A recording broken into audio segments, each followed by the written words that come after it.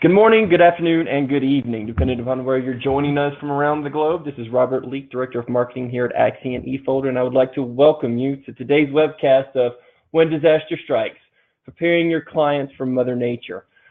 Really excited to dive into this conversation today. We've got a really awesome partner online with us that I'll introduce in just a moment, and going to bring in a lot of kind of thought leadership as it relates to managing not only your clients, but really your internal operations and how you can be effectively managing your entire infrastructure when, those storms are coming, or really whenever any type of disaster strikes. But before we get too far down that road, I do want to just give everyone just a few housekeeping items. We are recording today's episode, and we'll make sure that that is accessible to you.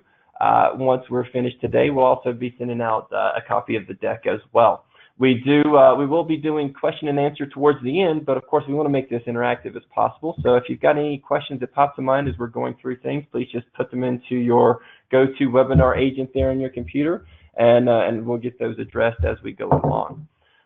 Again, we're going to go through some quick introductions. We're going to talk about, why partner with us. We're going to get a little bit into our entire suite of solutions, make sure that everyone's understanding who we're evolving as with eFolder Axiom. And then dive into, again, our friends at DataTrends, and then, as I mentioned, some Q&A. But a little bit, we'll move forward. On the line with us, we have, unfortunately, not two handsome devils, but only one. Mr. Kevin Dunn, how are you today, sir?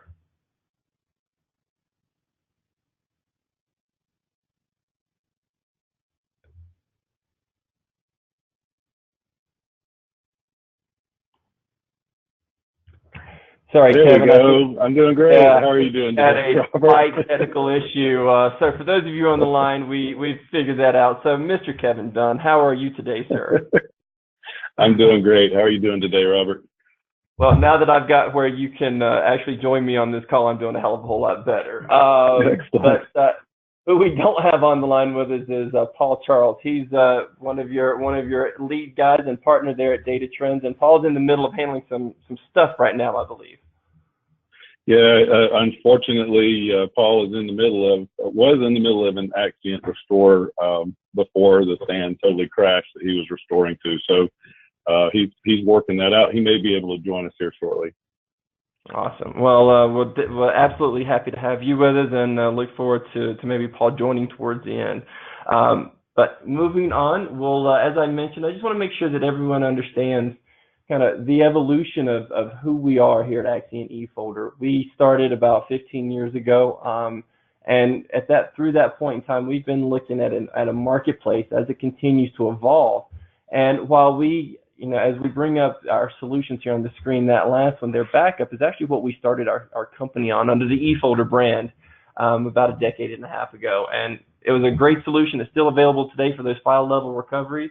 But our leadership, as we've evolved over time, saw an evolution in the marketplace, both on the technology side as well as how people were doing business, and started to understand that we're going to need a bigger, robust way of protecting information within the IT channel outside of just file levels.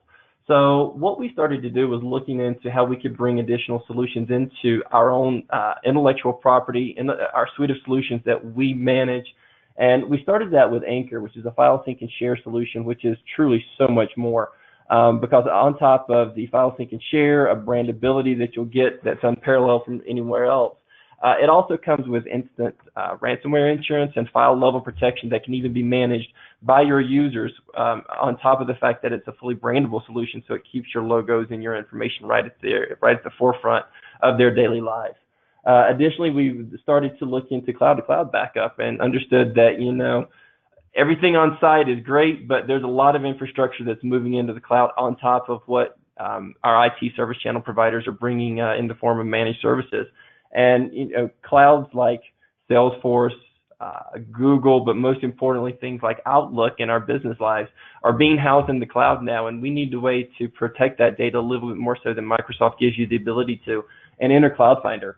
It's a robust way to manage and protect your email, contacts, calendars, and SharePoint information, and provide you the ability to help your clients either meet compliance needs or really just always, take into consideration employees' ins and outs and protecting data and making sure that there's always that access to the data from Office 365. Lastly, we'll focus on backup and disaster recovery, which is going to be the magnitude of what we're going to be speaking about today. We have a solution called Replibit, which is a really strong on-site solution that brings a chain-free technology. And then additionally, we merged with Axient last July and brought in a solution called Business Recovery Cloud that you'll see kind of outlined here in the diagram. Much of this is the backbone of what Kevin and DataTrends are working with, not only today in real life, but today as in right now with what Paul and the other teams are bringing systems back onto.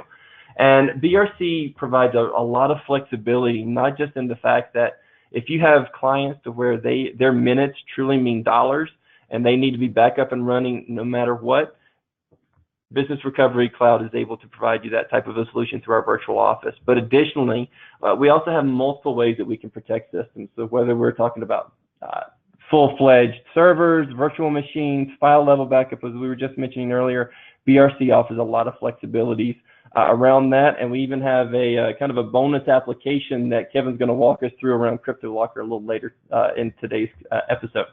But with that, we're going to jump right in and really get to our star of the show, Mr. Kevin Dunn. So Kevin, I'm just going to pass it over to you. If you just walk us through a little bit about who DataTrends is, how you guys came to be, and really what life has looked like over the last 2+ decades.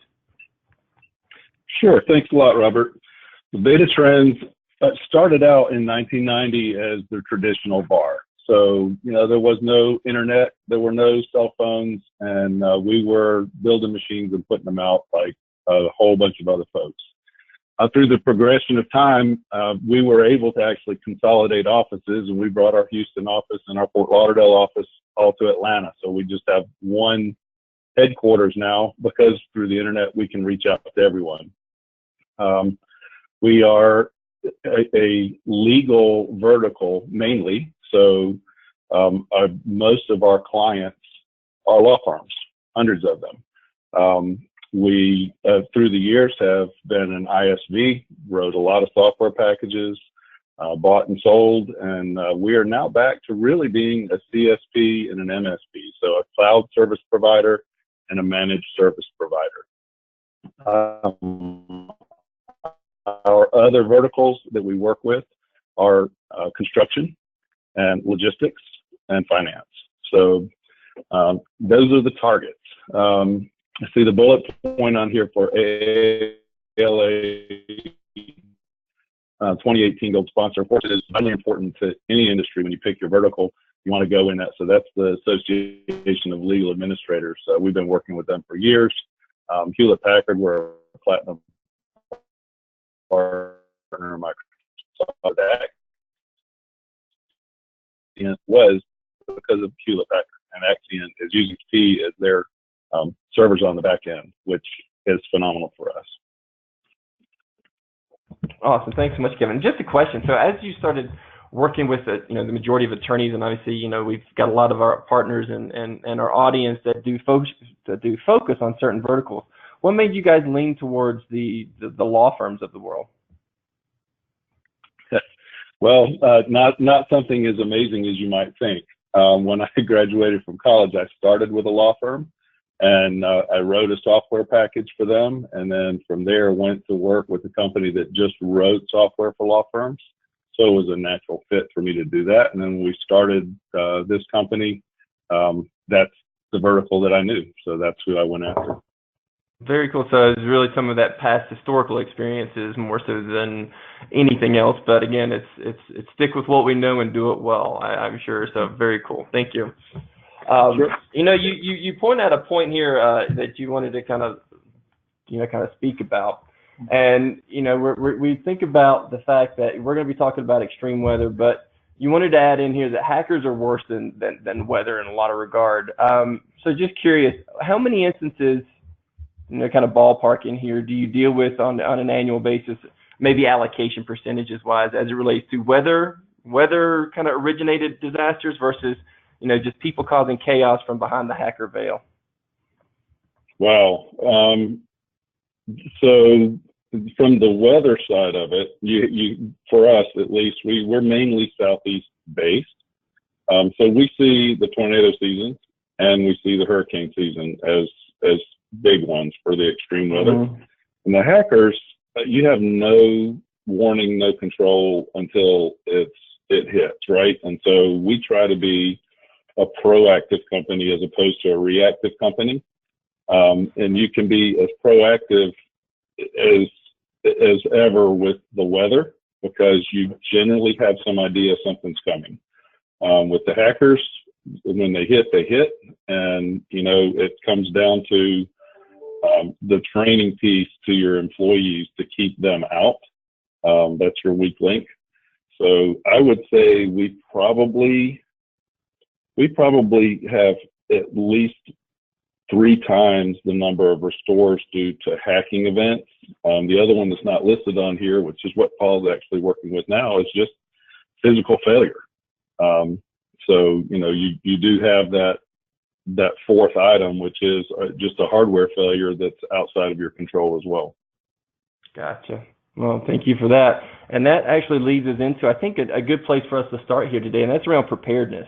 And, I think preparedness from your perspective, and please keep me honest here, it's really not necessarily preparedness once hurricane season starts. It's more about a continual level of preparedness that you're working with your clients to really bring to the forefront and make sure that you're always ready, no matter whether it be weather, whether it be hacker, whether it be hardware issues. Can you tell us a little bit about what you guys are doing at DataTrends and just general preparedness? And obviously it's preparing for that tornado season, that hurricane season, but applies to a lot of other ways. What are you guys doing to prepare your clients for the instances that you need to get back into their data? Sure. So, of course, in order to be proactive, you have to plan ahead, and that's only as good as what your weakest link is in there. So you can be ready to go and spin up a site, but if your customer doesn't have a clue what to do to connect to it, it is worthless. So one of the things that really surprises me is you hear all the time, folks, my system went down, went to run a backup. Well, nobody had ever tested the backup, so we couldn't do the restore, and they have nothing. And the same is true with Axient. It'll tell you if the backup works or doesn't work, and the backup's great, but if you've got to spin up and run off of that thing, you need to be able to start every server and make sure every server comes up.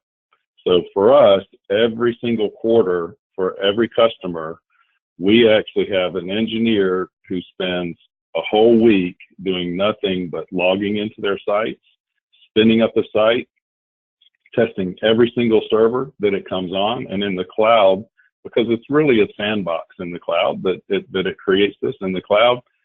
That individual can see every server running, the interaction, log into them, open up documents, work in the customer's proprietary products, make sure that goes. So that if you take that just the extra little bit to invite your customer to come on every quarter and do that with you and see how that works.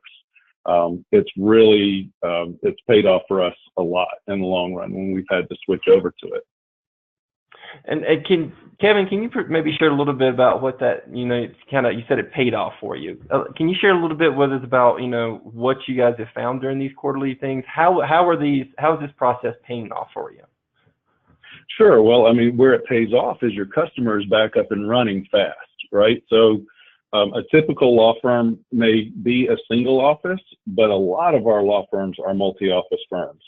So you have a firm with 85 employees, 40 of them might be in one office, and then you have the 2s, the 3s, the 6s who are in 10 other offices around different states. All of those individuals need to know how to connect if you end up going into a cloud situation. So just having that playbook available for them takes the frustration out. It could be true in any other vertical, but particularly in the legal vertical, like you said earlier, time is money. And so if they're down for 30 minutes, you might get away with it. If they're down for an hour, the partners are calling you, what's going on? How come I can't get to my stuff? So, if you can toss that back on them and say, okay, you've got your playbook. But it does definitely help to smooth things out. If you've got that plan in advance and folks have seen how it works, then there's not the anxiety of not understanding what it is that's going to happen when they switch over to the cloud. Fair enough. And this playbook that you mentioned, is this something that you guys have always been using, or is this something that has maybe started over, something that you learned that it would come in handy, I'll say? Well, of course, all good plans and playbooks come from something that didn't exist, right? That's So, right. when you get beat up by the first one, then you have to create something for the next one. So for sure, we've been working with Axient for many years, and the first hurricane that hit, we had to go through the struggles of how do we get all these folks who aren't even able to get into their own building anymore back online.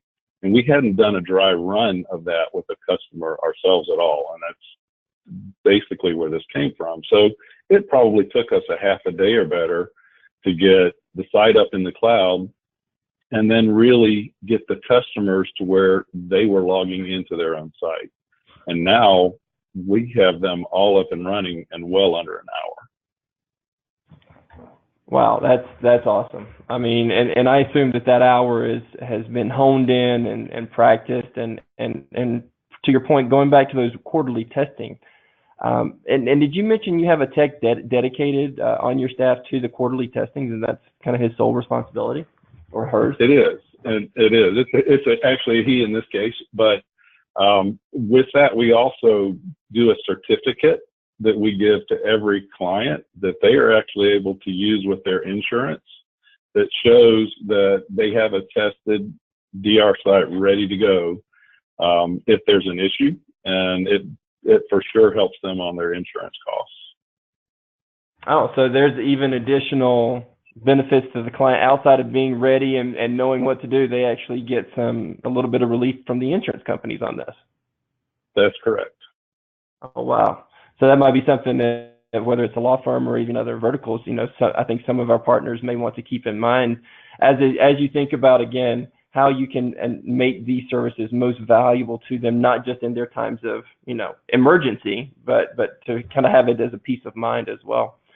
Coming back to those playbooks for a second, real quick, Kevin, is that something to where you've got a one-size-fits-all situation, or are those playbooks a little bit more plug and play? Well, we tweak them client by client, but for the most part, we stick to the same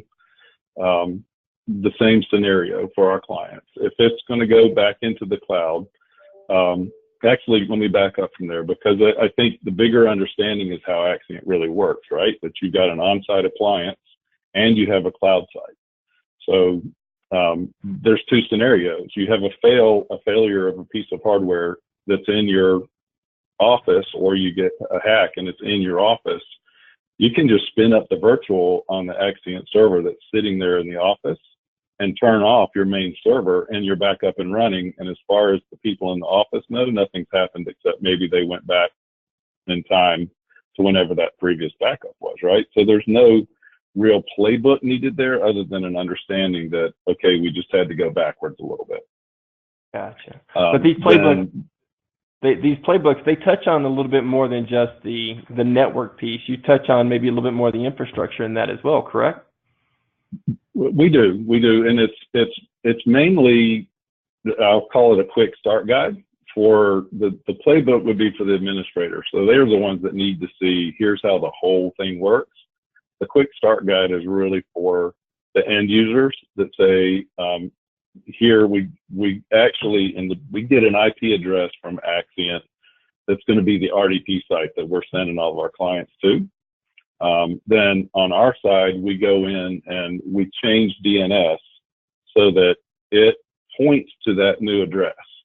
The beauty of that is if you have clients that already do remote access to get into their server, they just do the same thing they've always done, right?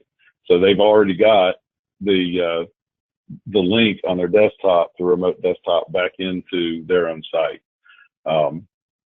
The folks that don't have that, we either try to get them to create that in advance, and that's what that quick start guide or the playbook does for them, is it talks about how their connectivity is going to work if they have to fail over, and to do that testing with remote desktop so that they see that RDP client is actually working for them.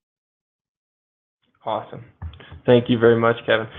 Before we move on, is there anything else you'd like to share with us around preparedness and from a general perspective?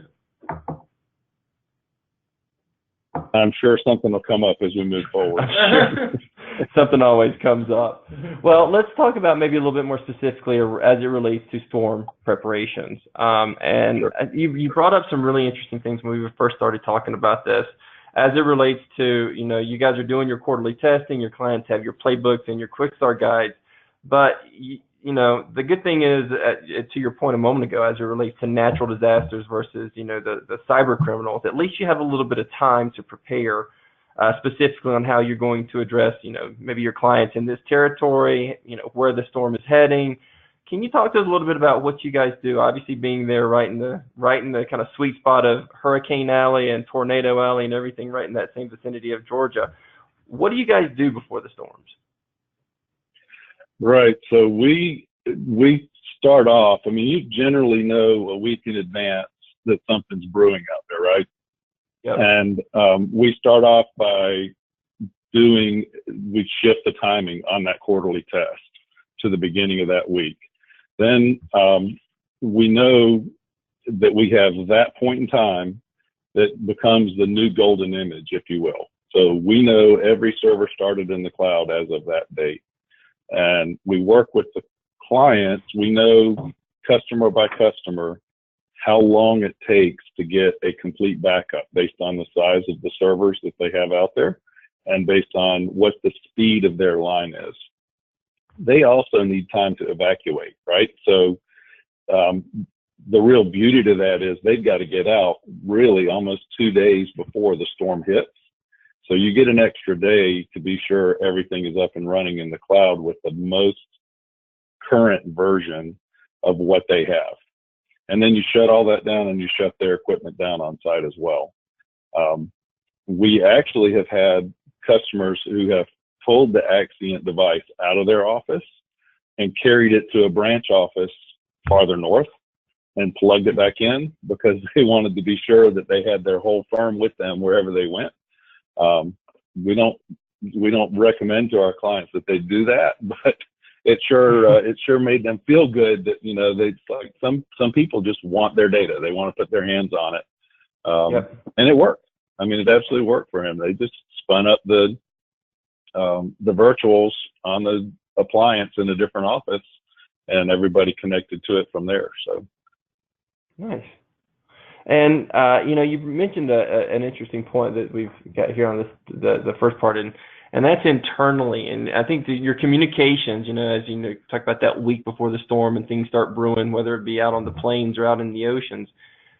What is it that you're working internally to do? What type of awareness do you do to the folks who are working for DataTrends? For our own people? Is that yes, for your own people? I think it's around making sure that everybody understands that you'll have clients calling in with questions, and do you do anything to make sure that the entire staff is aware of kind of what's going on? Well, I'm kind of fortunate in that. I mean, my staff here represents over 100 years with our company. Wow. So we're pretty seasoned. The techs that are working in this environment have been with us for at least 5 years. So we're pretty much in the know for that. But at the same time, we are constantly in communication with each other, whether it's through Skype for Business with instant messaging or just, the phone calls or emails as to what's going on and which clients. We set up in advance who is going to be working with which clients based on the direction. Or we've got multiple Florida clients going from, Miami all the way up through Jacksonville and Tallahassee. So any storm that hits is going to take out some number of them. So we split them up and make sure that we get, key contacts for each of those individuals. We make sure that they have multiple cell phone numbers for us here and that we have multiple cell phone numbers for them. And that's very important because most of the time when the hurricane comes through, the cell towers don't make it. So they'll lose landline connectivity and they're going to lose cell connectivity. So you try to establish some other line of communication for who we're going to get in touch with, how we're going to contact them. A lot of times that may just be through email, because they'll find somewhere, some way to get onto email and then call us. But, you know, we just make sure that we're available for those folks for whenever it hits. And then when the storm's coming through, pretty much nobody's doing anything, right? When the storm's hitting, everybody's hunkered down wherever they are. We don't worry about it. And then we wait till the storm's gone through to be able to determine whether or not their office survived and they can get back in or not. And we're going to get right into that here in just a second, Kevin. We did have one question come in from Vito, who was wondering, kind of going back to that insurance question, since it's a little fresh, and wondering, are you providing a certificate after each quarterly testing session, or is that something you just do annually? Every session. Okay.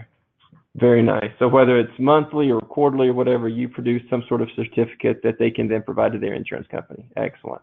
We give that every quarter, and it's not just for the insurance probably only looks at it once a year anyway, but it is as much for the customer to know that they have a system that's being tested and up and available for them.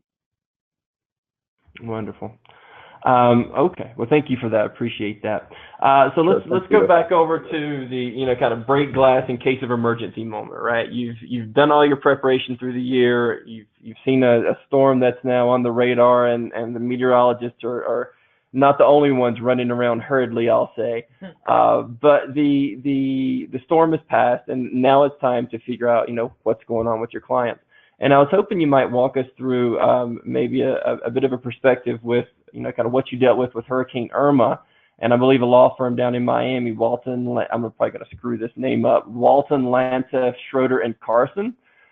Right. You guys did some very specific restorations with them recently. I was wondering if you could just kind of share with us your experience and kind of how that worked with both what you were doing and then how our Axient team helped support that as well. Sure. So, everybody has that worst case scenario like we had a few years back where the Gulf Coast basically went into the water and your building is, and you have nowhere. The office was physically damaged. Hey, Kevin, I'm going to pause you for just 1 second, sir. I apologize. I'm not sure if I'm breaking up. Seems like we might be having some technical difficulties here on the webinar. Seems like maybe there's just a bad connection or something there for a second. So I'm just going to kill a few moments, maybe give the mic back to you now, see if those issues have resolved themselves. So, Kevin, I'm sorry. If you wouldn't mind starting again with kind of that story with your law firm and Hurricane Irma. Can you hear me okay? It's still breaking up a little bit. It's perfect on my side. Okay, now I think we're settling in a little bit. So. Okay. Yeah. So in the case of Walton Lantaff's system, their physical infrastructure was fine, but their building had a lot of water damage where water had come in on different floors and flooded the basement. So the power utility would not let them turn the power back on in their building.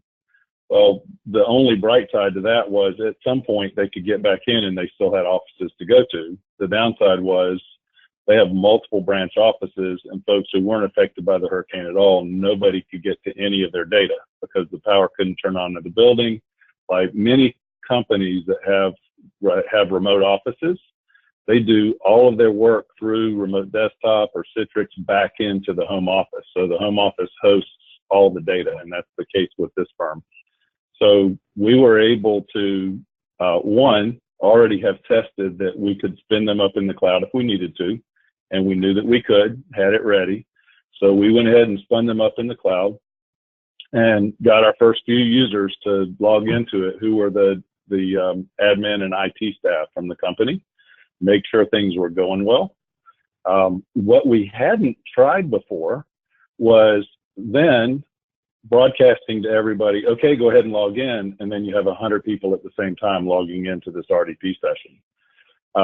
So that was another one that came up for us to be in addition to our playbook, and a tip for you guys out there if they have that. So if you know you're going to have 100 people logging in, then you need to increase the bandwidth on Axient side.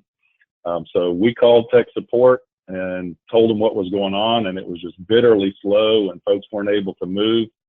And within 15 minutes, we had phenomenal access for everybody, just as if they were going onto their own remote desktop at their office. Nothing's ever going to be perfect, but I can tell you again and again, working with the Axient tech support on different issues, different items, they are a great group to work with, and they don't give up. Just because they're not the ones there in the hurricane, those guys stay up through the weekend and work with you to make sure that your image is up and running and your folks are available. And I can't tell you how much we appreciate that. And I've heard that from a lot of other partners as well, that the tech support from the Axient group is just outstanding. Wonderful. Thank you so much. I appreciate those kind words, Kevin.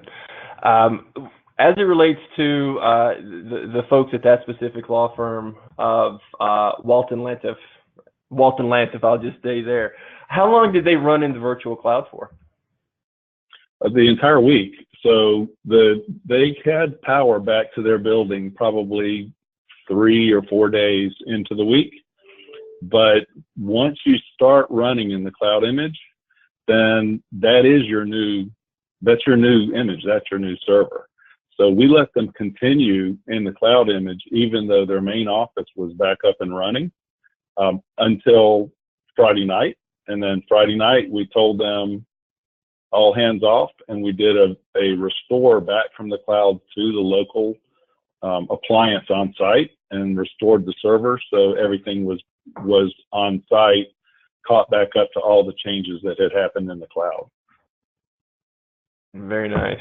So I think that's, I'd be so bold as to say I think that was a nice way that some of the flexibilities of what BRC brought to the table allowed you to, work with your client to make sure that they had what they needed to be able to run their business without really interruption, whether it was getting onto the disaster recovery side or even getting back over to business as usual. It seemed like you were very strategic and leveraged the solution to maximize both your needs and your clients in that regard.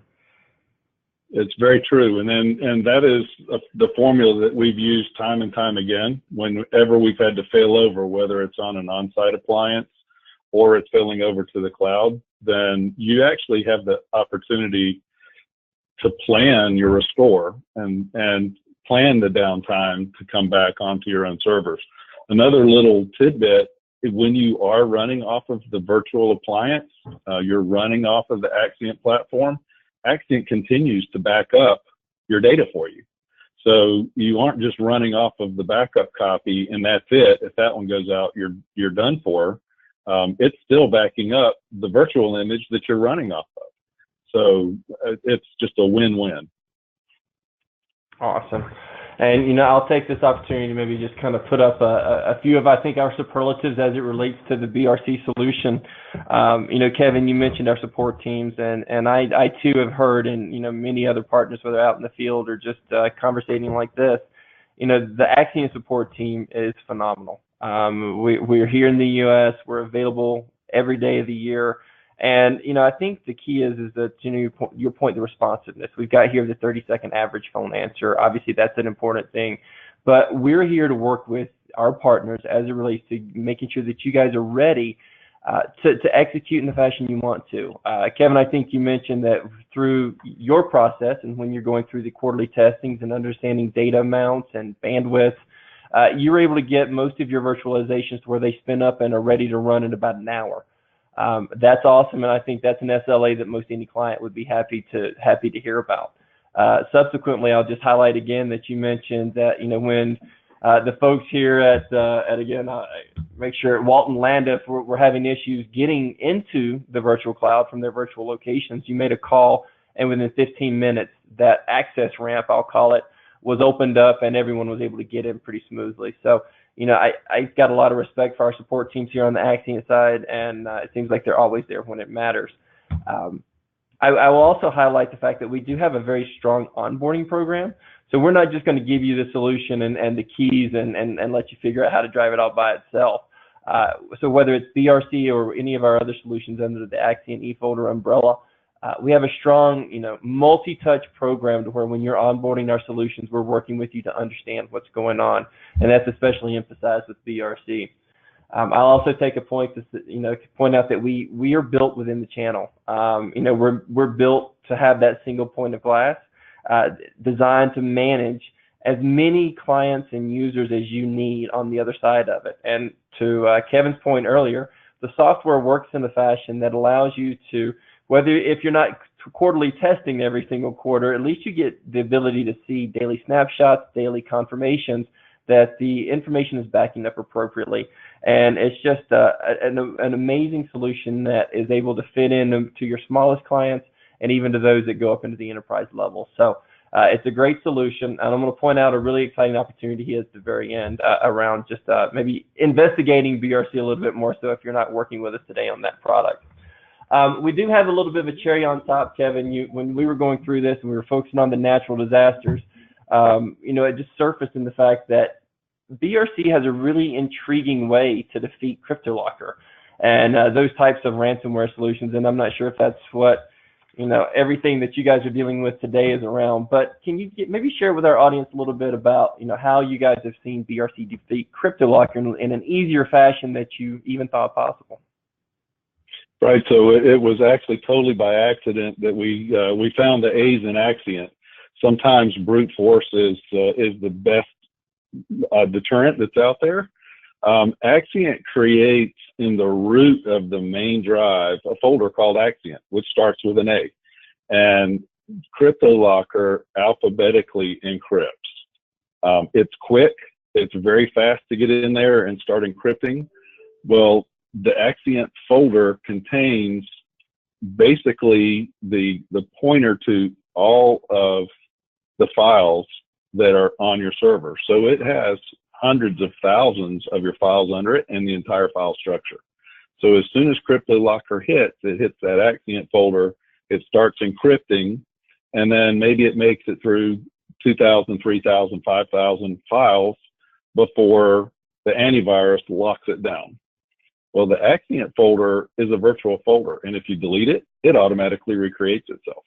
So Cryptolocker never touches the live data of the customer. It gets trapped in that Axient folder and then shut down by the antivirus, and you're golden. The client never knows they had anything hit, and they've had no downtime. They've lost nothing. We don't have to do a restore because you just delete the Axient directory and it recreates itself the next time a backup runs. So that part has been great. Well, thank you for that little tidbit. And sometimes, alphabets and company naming schemes come in handy, not just with the yellow pages. So definitely appreciate that. I'll just say that we're pretty much here to the end. Wanted to just point out that if you have any thoughts or questions, please reach out to me about any of the solutions that we've talked about today, and specifically BRC. Again, it's a very strong disaster recovery as a service solution that provides you a multitude of facets, whether it's natural disasters or even the beauties of defeating Cryptolocker just by our naming system. And I'd like to point out that if you visit AxientEfolder.com, unfortunately that's not up at the top, that to make it a little easier for you all, but hopefully seeing our logo down at the bottom, AxientEfolder.com is going to put you onto a landing page to register for an opportunity to win a BMW. And all you have to do is go through a demonstration with one of our team members. We'll see BRC in action, see all this fun moving pieces, and get a little bit more understanding on how it could help your business. And again, we're running the sweepstakes for anyone to attend the BRC demo between now and mid-November. Your name and everyone else that you have on the call going through that demonstration with you will be put into those sweepstakes. So it's an excellent opportunity for you to see a little bit more about what disaster recovery as a service can do for you, and potentially walk away with a new car. So really look forward to seeing some of you guys come through on that. But if there's not any other questions, it doesn't seem like those are coming through. We'll adjourn for the day. And Kevin, I'll just say that really, really appreciate you jumping on the line with us. Hopefully everything for Paul is working out and things are smoothing over on the other side of the wall. But really appreciate you telling your story with us today. Absolutely. Thank you, Robert, and thank you all for attending today's webinar. Absolutely. And I'll just say that if this is the first webinar you've kind of joined from us, Kevin had a great story to tell. We've got a lot of other things that we do, one of them being MSP Ignition, where we focus on MSP best practices. And if you've got any thoughts as it relates to maybe how to improve your business from a tools perspective, maybe processes, we cover those. Subsequently, we're even covering how to sell your MSP solutions better. So not how to sell the business, but how to sell your wares and your services to your clients and really understand how to identify the right types of prospects in your daily life. So we do a lot of fun stuff with MSP Ignition. And I think we have one happening tomorrow, as a matter of fact. So we'll include the link to sign up for that in today's follow-up. So again, Kevin, thank you. Everyone on the line, appreciate your time. And I look forward to seeing you on our next webcast. Have a great one, folks.